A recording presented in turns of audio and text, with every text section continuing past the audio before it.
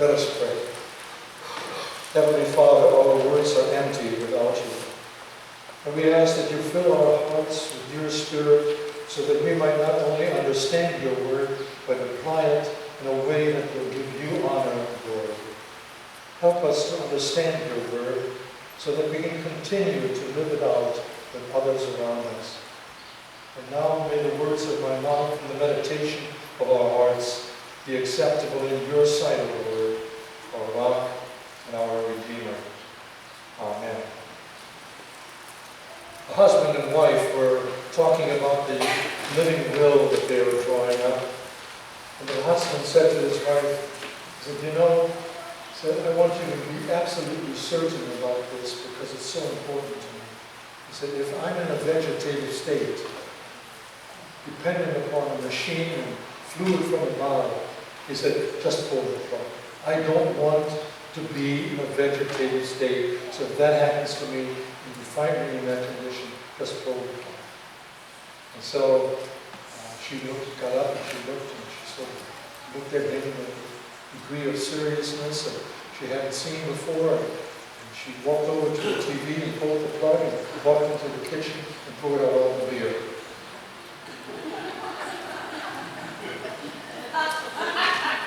Only the beer drinkers apparently are laughing. Let's talk about freedom. Freedom is extremely important to us in this country. In fact, it's important in Scripture because we have mention of it again and again, especially in the Gospel, according to Galatians, St. Paul's letter, who writes of the Gospel.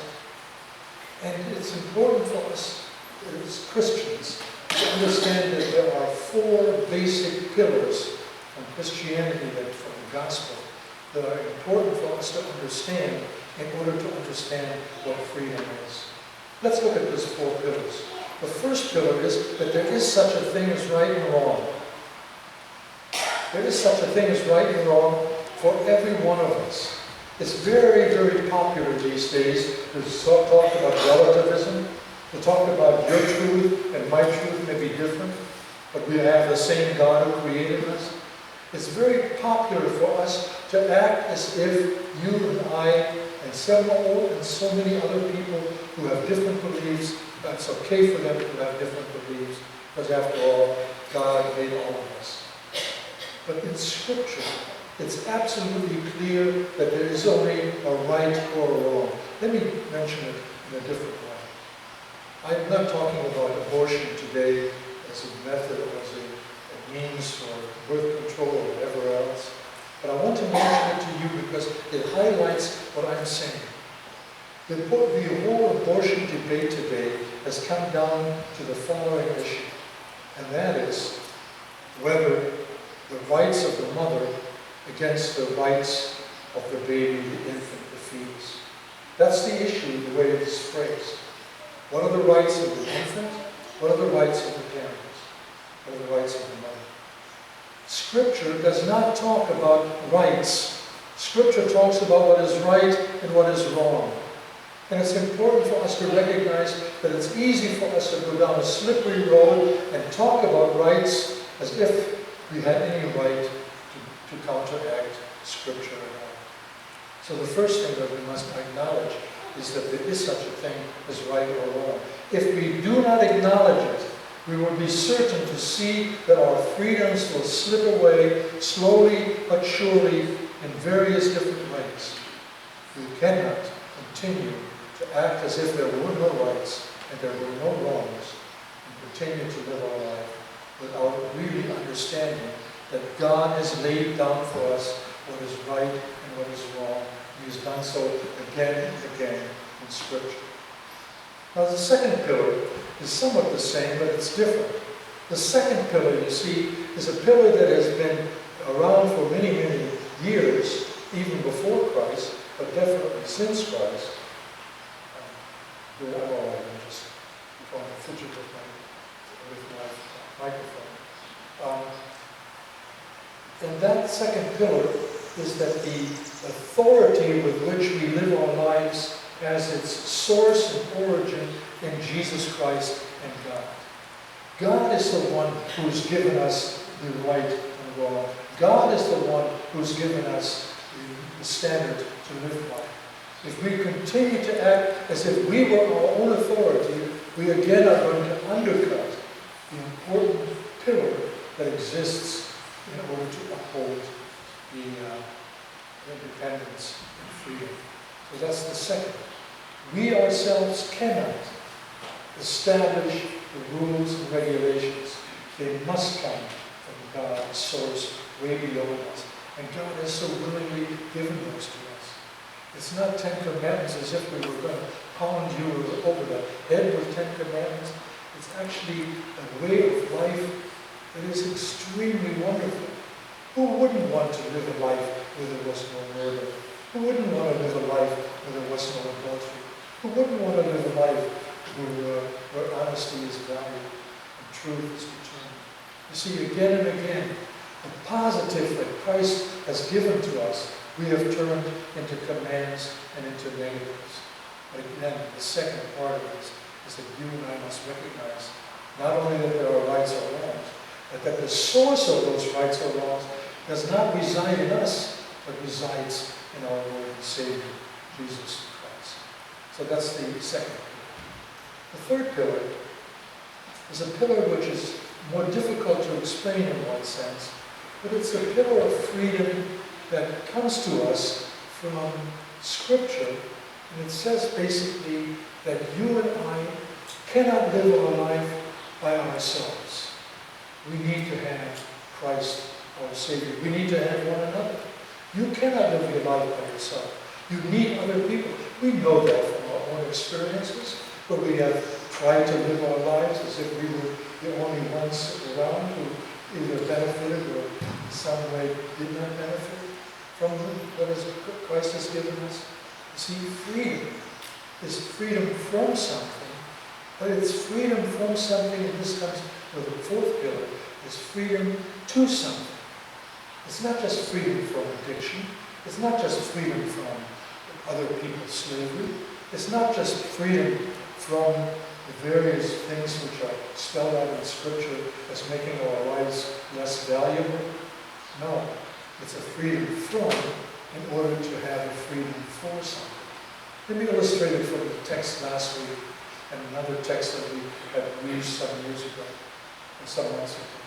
And that text is that freedom, in this particular case, came to the man who was possessed by the legion of enemies, by the legion of demons.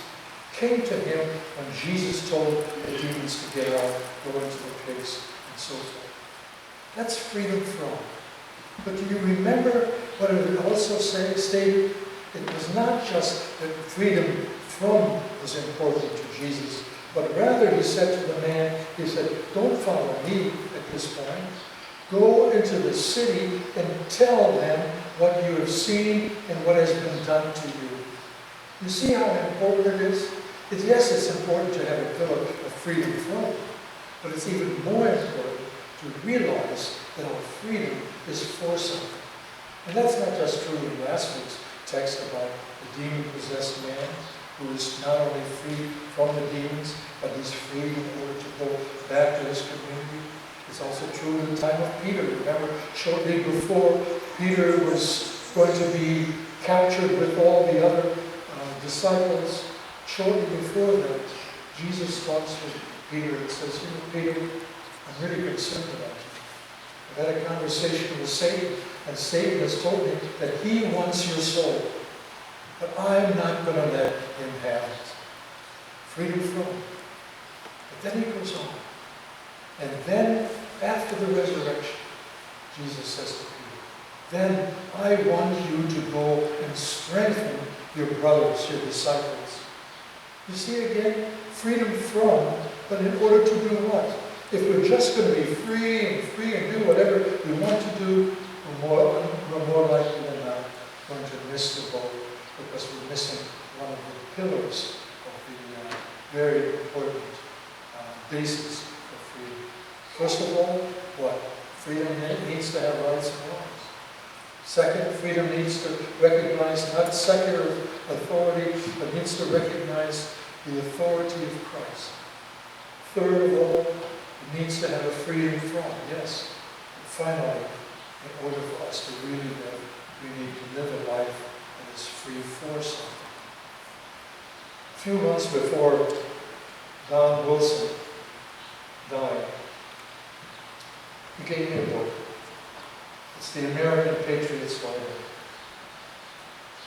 And Don and I had a number of conversations. We had some time together for breakfast, and we had other times when we got together in order to talk about his faith and how much he missed his congregation. And in this particular book, what makes it so unique, it's the King James Version of the Bible. You can pick that up anywhere. But interspersed within the text are various examples from our forefathers who talked about our life. And one of the passages from John Adams, our second president, in particular strikes home. I want to share it with you as an acknowledgement of what you and I need to do. Take heed that you not be consumed of one another. Galatians 5. Remember that in the text last week? We have no government, this is John Adams. We have no government armed with power, capable of contending with human passions, unbridled by morality and religion. Avarice, ambition, revenge, or gallantry would break the strongest cords of our Constitution. As a whale goes through a net, our Constitution was made only for the moral and religious people. It is wholly inadequate to the government of the hour. Does it strike you as really important? What John Adams is saying is that our government is not going to last. It's not going to survive unless we, the people, live a life that is morally upright and by ethical standards that not only looks out for us, but looks out for our neighbor who we are to love. It's an invitation, again, that John Adams brings to us, that Don Wilson in his own way brought to people, and that I'm asking us to bring to one another as we celebrate true independence.